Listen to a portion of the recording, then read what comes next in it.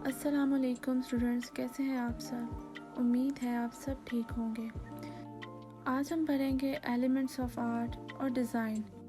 These are the most important things कि आपने इसको थ्रू आउट द कोर्स और उसके बाद भी जब कभी भी इलस्ट्रेशंस बनाएंगे तो आपने एलिमेंट्स को याद रखना है। आपने कभी सोचा कि जो डिज़ाइंस हैं या कोई भी चीज़ है वो बाय चांस ही बन जाती है या उसको बहुत सोच समझ के बनाया जाता है। कोई भी डिज़ाइनर या इलस्ट्रेटर या कोई भी आर्टिस्ट वो जो भी चीज़ बनाता है, कोई भी डिज़ाइन बना रहा है या कोई भी ड्राइंग बना रहा है तो काफ़ी सोच समझ कर बनाता है वो। उसमें हर चीज़ के पीछे उसके एक रीज़न है। अब यहाँ पर आप देखें, what are the 8 elements of art and design. Lines, shapes, colour, size, form, texture, space, value. अब ये सारी चीज़ें क्या हैं? सबसे पहले लाइंस। तो लाइन जो है वो मोस्ट इम्पोर्टेंट और मोस्ट बेसिक एलिमेंट है आर्ट का या फिर डिज़ाइन का। तो अब सबसे पहले तो आप कोई भी डिज़ाइन बनाओगे तो आप एक लाइन तो आप यूज़ करोगे ना। हम इसको लाइन आर्ट भी कहते हैं। ये लाइन किसी भी टाइप की हो सकती है, स्मूथ हो सकती है, स्ट्रेट हो सकती है, कर्व्ड भी हो सकती है, रफ भी हो सकती है, ब्रोकन, थिक, थिन। ये आप लोग अब इसकी टाइप्स देख लें कि लाइंस किस किस टाइप की होती हैं। अब बारी है शेप्स की।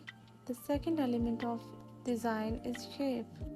अच्छा, जब आपको लाइंस लगाना आ गई, आपने देखा आप लाइंस को लगाते तो नहीं जाओगे टेढ़ी मेढ़ी इरेगुलर, नहीं। अब आपने उसकी शेप बनानी है। अब आप शेप्स को यूज़ करोगे। कुछ गिवन भी होती हैं शेप्स, कुछ आप खुद बनाते हो। शेप के बगैर तो आपका डिज़ाइन कभी भी कंप्लीट नहीं हो सकता। अगर आपने सर्कल बनाना है तो वो, अगर आप लाइन भी यूज़ कर रहे हो तो जाहिर है आप उसको सर्कल की एक शेप में दोगे, उसको शेप बनाओगे, एक स्क्वायर बनाओगे, रेक्टेंगल, ट्रायंगल या जो भी आपने शेप्स बनानी है वो बहुत ज़्यादा इम्पोर्टेंट है। शेप्स जो है ये ज्योमेट्रिक भी हो सकती है जैसे कि सर्कल, ट्रायंगल, स्क्वायर्स, और ये ऑर्गेनिक भी हो सकती है, मतलब लीव्स, फ्लावर्स और एनिमल्स, प्लांट्स, ये सारी भी शेप्स हैं। ये एलिमेंट्स के आपने बहुत ज़्यादा डीपली नहीं जाना क्योंकि बेसिक चीज़ है ही इलस्ट्रेशन। जब हम ग्राफिक डिज़ाइनिंग करते हैं ना कोर्स, तो उसमें इन शेप्स का ज़्यादा डीपली आपने स्टडी करना होता है। लेकिन अभी हम सिर्फ इसकी मोस्ट इम्पोर्टेंट और बेसिक जो सारी है वो हम पढ़ रहे हैं, तो ये आप लोगों ने साथ साथ रीड भी कर लेना इसको। तो अब जो थर्ड एलिमेंट है और मोस्ट पावरफुल एलिमेंट है वो है कलर।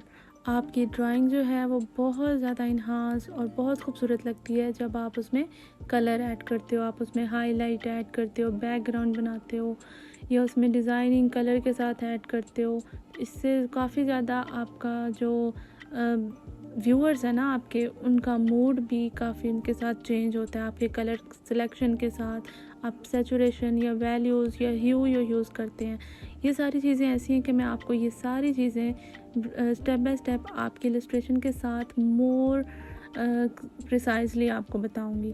तो जैसे आप यहाँ पे एक पिक्चर में देख रहे हैं कि जी, ये जो यहाँ पे नज़र आ रहा है आपको, ऑप्टिमिज्म का कलर जो है वो येलो यहाँ पर उन्होंने चूज़ किया हुआ। ये कलर साइकोलॉजी है बेसिकली।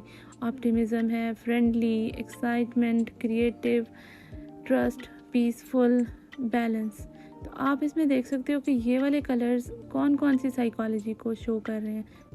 जो कलर साइकोलॉजी है वो बहुत इम्पोर्टेंट होती है अपनी डिज़ाइन के लिए, अपने ब्रांड के कलर के सिलेक्शन के लिए भी बहुत इफ़ेक्ट होता है। इससे आपका जो ओवरऑल बिजनेस जो है, ये सारी आप इसकी एग्जांपल्स देख सकते हो इन कलर्स के साथ कि उन्होंने क्या क्या ब्रांड्स ने चूज़ किया हुआ है।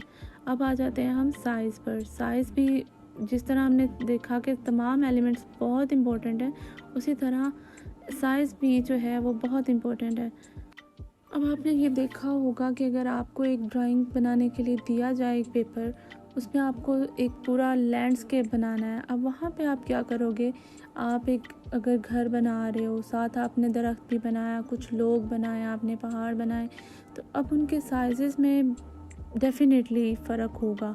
अगर फ़र्क नहीं होगा तो वो क्या लगेगा, क्या इंसान, घर, पहाड़ और जो दरख्त हैं वो सारी चीज़ें एक ही साइज़ की तो नहीं है ना। तो आपने ये देखना है कि वो साइज़ जो है वो कितना ज़्यादा मैटर करता है कि किस चीज़ का साइज़ कितना होना चाहिए, ये आपके डिज़ाइन पे भी बहुत डिपेंड करता है। जब आप कोई ड्रेस डिज़ाइन कर रहे हो या आप कोई इलस्ट्रेशन बना रहे हो या आप कोई भी चीज़ बना रहे हैं, तो उसमें चीज़ों का साइज़ जो है वो बैलेंस होना चाहिए, हमें पता हो और देखने वाले को भी पता हो कि आप जो चीज़ बना रहे हो उनको समझ में आए कि वाकई इसको पता है चीज़ का। और वो जो है वो डिज़ाइन आपका और भी ज़्यादा खूबसूरत लगता है जब आप उसके शेप और कलर और लाइन आर्ट के साथ साथ उसकी साइज़ को भी आप अपने जहन में रखते हैं।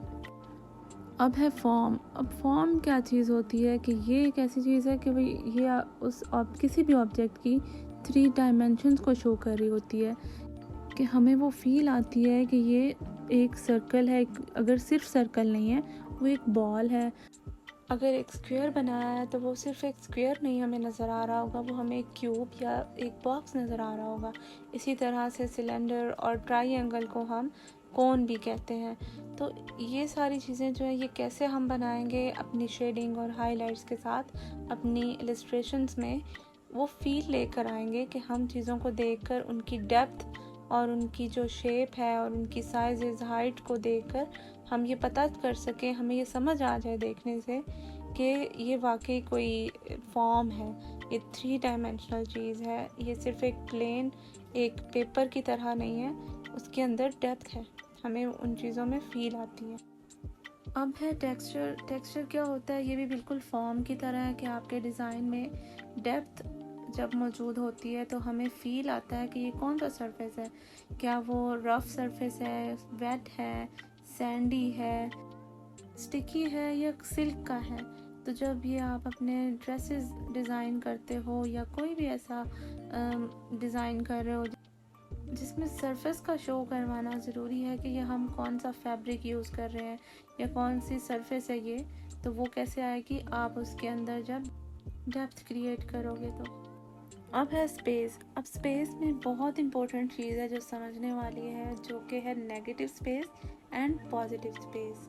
अब नेगेटिव स्पेस और पॉजिटिव स्पेस में बहुत कन्फ्यूजन्स होती हैं हमेशा, लेकिन मैं आपको एक बहुत ईजी वे में आपको आसान लफ्ज़ों में बताऊंगी कि पॉजिटिव होती है स्पेस जो कि आप ऑब्जेक्ट ड्रॉ कर रहे हो, उसको हम पॉजिटिव चीज़ कहते हैं। जैसे यहाँ पर आप देखेंगे तो सीज़र और ये जो वाज है ये दोनों पॉजिटिव स्पेसेस हैं, और नेगेटिव स्पेस वो होती है जो कि आप उसके पीछे एक बैकग्राउंड ड्रॉ कर रहे होते हो, वो कोई भी हो सकता है किसी भी टाइप का। तो पॉजिटिव और नेगेटिव में आपने ये याद रखना है कि जो चीज़ आपका मेन फोकस है आपकी ड्राइंग में वो आपका पॉजिटिव स्पेस है, और जो बैकग्राउंड है जो आपने उसको बैक पे रखा हुआ है उस ऑब्जेक्ट के, वो है आपकी नेगेटिव स्पेस। तो उम्मीद है अब आपको इसमें कन्फ्यूजन नहीं होगी। अब आ जाते हैं हम वैल्यू पर। तो वैल्यू क्या होती है कि ये आपकी ड्राइंग के अंदर लाइट और डार्कनेस को कहते हैं कि आप कितना एक कलर का डार्क उसका जो यूज़ कर रहे हो या कितना उसको लाइट करके यूज़ कर रहे हो। जैसे आप ये पिक्चर्स में देख सकते हो कि कैसे यहाँ पर हाईलाइट्स और उसमें वैल्यू को ऐड करके कि कलर की डार्कनेस और लाइटनेस को बढ़ाकर या कम करके तो एक शेप के अंदर किस तरह डेप्थ क्रिएट की जा रही है उसके अंदर। अब इस पिक्चर में ये ना एक स्किन कलर को बनाकर दिखाया गया कि स्किन कलर किस तरह से चेंज होते हैं, उसमें कैसे हम लाइटनेस और डार्कनेस को ऐड करके उसमें एक शाइन क्रिएट कर सकते हैं। उसको एक ब्लेंडिंग के बाद इतना खूबसूरती से हम उसको शो कर रहे हैं कि उसमें हार्श लाइंस नहीं आ रही, ये वैल्यूज़ की वजह से आ रही है इस तरह से खूबसूरती। तो अगर आपको कोई भी कन्फ्यूजन है तो आप है मुझसे पर्सनली पूछ सकते हो, मैं आपको दोबारा समझा सकती हूँ ये। अब असाइनमेंट है, आपकी असाइनमेंट ये है कि एक तो आपने हमेशा इन एलिमेंट्स को अपनी ड्राइंग बनाते हुए माइंड में रखना है जब भी आप कोई डिज़ाइन क्रिएट करो। दूसरी असाइनमेंट ये है कि आपने सिंपल ड्राइंग्स बनानी है, कलर्स, पेन, पेंसिल्स जो भी आपके पास अवेलेबल है उसके साथ आपने बनाना है।